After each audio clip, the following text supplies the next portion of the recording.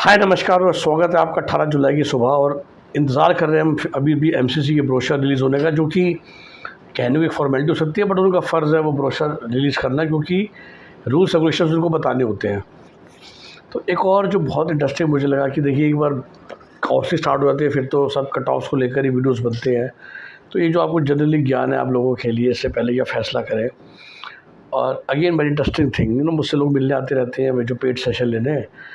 तो बोलता सर कोई तो गवर्नमेंट कॉलेज की गारंटी दे रहा है। अच्छा जी, कैसे दे रहा है? वो मैंने एक वीडियो आपके लिए परसों बनाया था कि वो आपके पैसे लेकर रख लेते हैं, बाद में वापस कर देते हैं। अब एक आया जिसने बड़े विश्वास से बोला, कहता जी और मेरे पास प्रूफ है कि ऐसा हुआ है। मैं कहा छोड़ो सब बातें, तो होता है नहीं होता है बात ख़त्म, मैं उस पर जाऊँगा ही नहीं।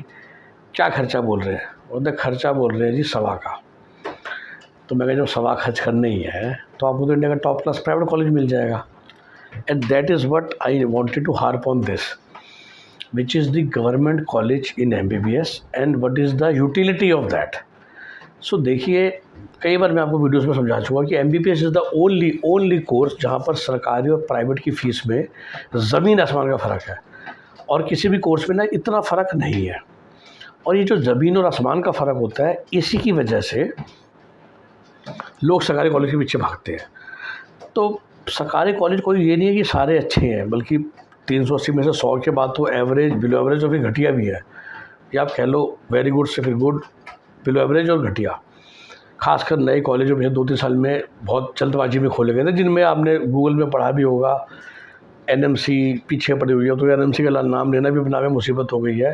पर तेलंगाना के काफ़ी कॉलेजेस का लिस्ट आई थी ना कि बहुत डाउट में है कि उनकी क्वालिटी कैसे वो कॉलेज चला रहे हैं, right. Having said that, now the question is again same. तो मैंने कहा यार सरकारी कॉलेज कुछ नाम तो है नहीं, तो आपने जब इतना ही पैसा खर्च करना है, ये मेरी जनरल एडवाइस है आप सबके लिए। मैं तो आज भी मानता हूँ कि कोई उल्टा काम होता नहीं है, एडमिशन सारे मेरिट से होते हैं। और ये ज़रूर मैंने आपको बताया है कि मेरिट कभी कभार वीक क्यों पड़ जाती है, because of circumstances by colleges, bank guarantee and all that. लेकिन अगर सबके बावजूद भी आपका मन ठहरता है या जो भी आपको कन्विंस करता है, अरे वो कौन सा फ्री में करा रहा है, और जितने पैसे आप देने वाले हो वो पैसे देखिए तो फिर आप एक बहुत अच्छे प्राइवेट कॉलेज में पढ़ो ना, जहाँ पर latest infrastructure, latest machines, latest classroom and every equipment, comfortable hostel, सब कुछ होंगे। हाँ, सरकारी कॉलेज में हमेशा कहते हैं 2 ही फ़ायदे होते हैं, very good peer group and patient flow. अब वो वेरी गुड पीयर ग्रुप भी ना तभी अच्छा होता है जब आप खुद भी उस पीयर ग्रुप से बिलोंग करते हो, राइट। अगर there is a huge gap between you and that peer group, तो फिर वो मोटिवेशन के बदले डीमोटिवेशन और इन्फीरियरिटी कॉम्प्लेक्स भी आ जाता है। शब्द को बड़े ध्यान से समझिएगा, ओके। तो फिर कोई ख़ास मज़ेदार वाली बात नहीं है सरकारी कॉलेज में एडमिशन लेना। और एमबीबीएस में जो नॉर्मल बच्चे लेते हैं सरकारी कॉलेज में, जब मेरिटोरियस स्टूडेंट्स, वो इसलिए लेते हैं ना because the fees is peanuts, right. 10,000, 20,000, 50,000 per year, whereas private we now all know start from 8 lakh minimum in Kerala and goes up to 30, 27 and 35 lakh for one college in Rajasthan, and then for management seats in Karnataka and Madhya Pradesh it actually goes to 50 lakh MRP. Huge difference, and because of that only we run after government colleges. फिर एक और phone आया मेरे किसी जानकार का कि sir 40,000 के करीब रैंक है, इंडिया के किसी भी कोने में दिलवा दो सरकारी। सर मैं कहा कैसे मिल जाएगी किसी भी कोने में भी सरकारी किसी भी कोने में लेने वाले बहुत बैठे हैं जो सक्षम नहीं है प्राइवेट की फ़ीस भरने को। तो ठीक है, कुछ बच्चे होंगे 50-100 जो मेरे शायद वीडियो सुन के सरकारी सीट छोड़ के top class low cost private ले लेते हैं। लाइक जिसको भी सरकारी मिल रहा है उसको कस्तूरबा मणिपाल तो मिल ही जाएगा, सिम्बायोसिस तो मिल ही जाएगा, टाटा मणिपाल तो मिल जाएगा। तो कई लोग सोचते हैं मेरे वीडियो सुनकर ही कि चलो 5 लाख सरकारी में देने, सोचा 80 लाख रुपये वहाँ दे देंगे। पीपल जिनके लिए ये 80 लाख की जो इनकम है ये 3 महीने 6 महीने मैक्सिमम साल की होती है, तो उनको लगता है कि हाँ भी अगर हमें बहुत अच्छा कॉलेज मिल रहा है तो फिर हम we can afford for that fee. But ऐसे बच्चे शायद मेरे ख्याल से एक साल में 500 से या 1000 से ज़्यादा नहीं होते होंगे जो सरकारी सीट छोड़ के टॉप क्लास प्राइवेट कॉलेज में चले जाएंगे इन सेम बजट। तो सरकारी में 1000 बच्चे अगर ऊपर ने छोड़ भी दिया तो वही जो कट ऑफ 30,000 रैंक जा रही थी वो 31,000 चली जाएगी। 40, 45, 50 पे कैसे पहुंच जाएगी? तो जब ऐसे मुझे पूछते हैं ना, मैं बड़ा हंसता हूँ। सर इंडिया के किसी भी कोने में सरकारी मिल जाए, क्योंकि जो जिस रेफरेंस का मुझे फ़ोन आता है ना, वो भी शायद अभी समझते ही नहीं है। क्योंकि हम हमेशा, कोई बीटेक के लिए काम करता है, कोई बीबीए के लिए एडमिशन्स की नॉलेज है, तो उसको लगता है कि भाई इंडिया के किसी न किसी कोने में तो सरकारी कॉलेज मिल ही जाएंगे। बीटेक के बहुत सारे सरकारी कॉलेज हैं जो खाली जाते हैं, स्मॉल स्टेट्स में, स्मॉल सिटीज़ में, तो वैसे कंपेयर करते हैं। तो उनको ये नहीं पता था कि एमबीबीएस की सरकारी कॉलेज की सीट, चाहे वो अंडमान निकोबार में हो, चाहे असम में हो, चाहे नागालैंड में हो, they all are very competitive. और वो 31, 32 या 28,000 रैंक भी क्यों ख़त्म हो जाती है?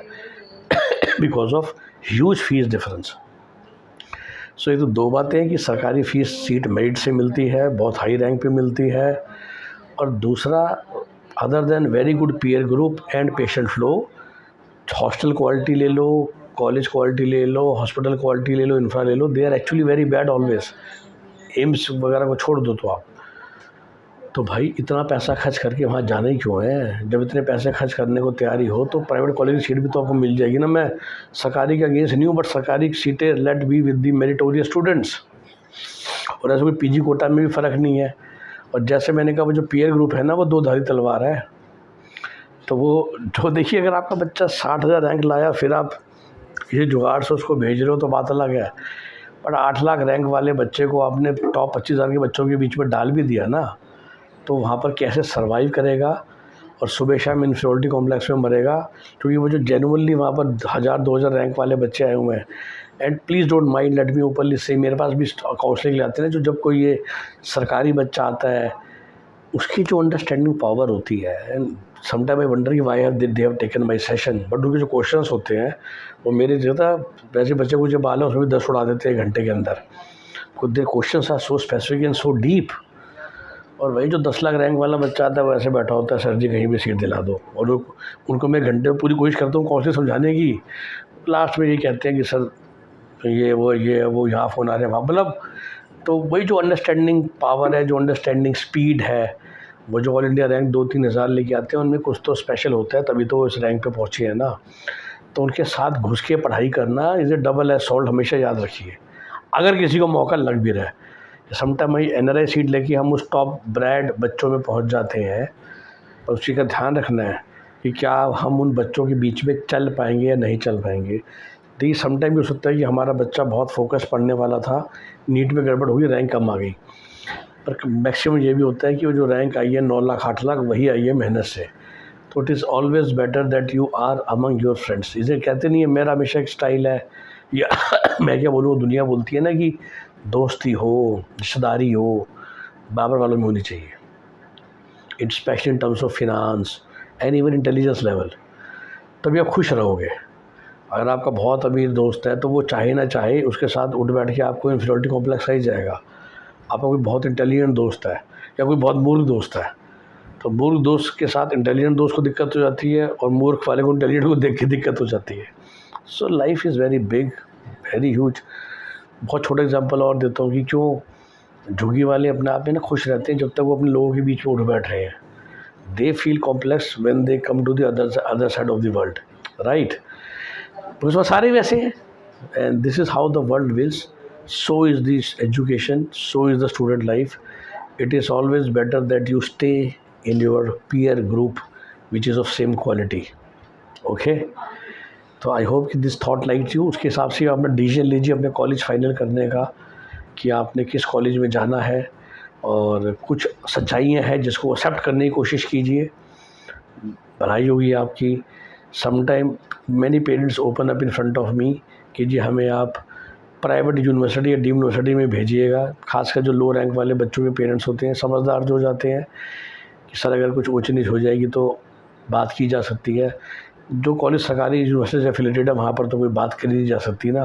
तो ये सब चीज़ें होती हैं जो दिल से समझना बहुत ज़रूरी है। अपने आप को समझना ज़रूरी है, अपने बच्चे को समझना ज़रूरी है, ताकि आप एक राइट डिसीजन लीजिए फ़िलहाल के लिए। Okay, have a nice day, bye bye. Video अच्छा लगा तो ज़रूर लाइक शेयर कीजिए, चैनल को सब्सक्राइब कर लीजिए। मोटा मोटी हमारी पेड काउंसलिंग सर्विसेज के स्लॉट्स ख़त्म हो चुके हैं फॉर फुल क्लाइंट्स। तो कोई छोटी मोटी गाइडेंस लेनी है, पेड कॉल ऑफ कोर्स, तो you can call us on 9643362320 very broadly, but I have stopped taking many मतलब there are very very few lefts जिनसे ऑलरेडी बात चल रही है. So we are not encouraging any new people to call us. So this videos is only as a ज्ञान video to all of you. Okay, bye bye, take care.